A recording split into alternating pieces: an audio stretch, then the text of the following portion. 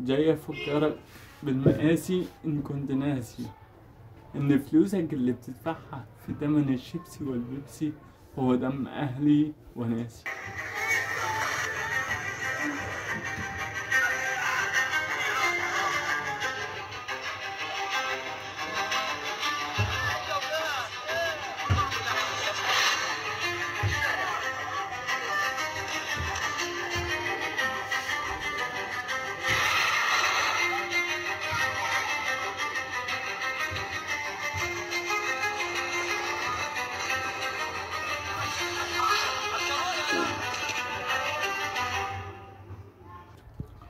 وانا جاي اقولك على ملحوظة، وجاي اقولك على ملحوظة لازم تركزوا فيها جدا.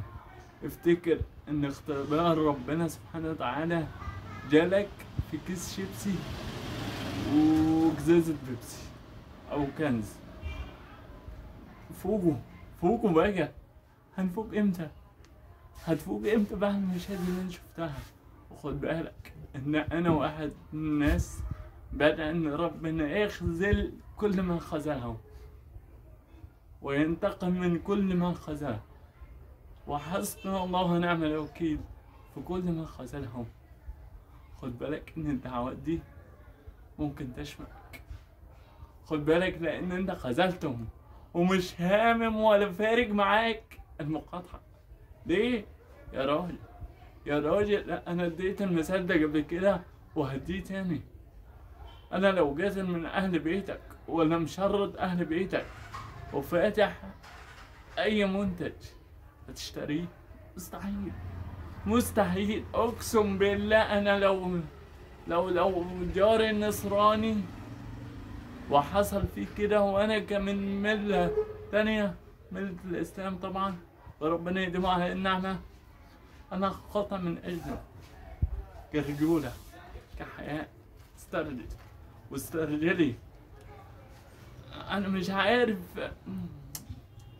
والله، انا مش لاقي كلام اقول، بس اتقوا الله لان والله العظيم يوم القيامة جد خطير، الحساب فيه عسير.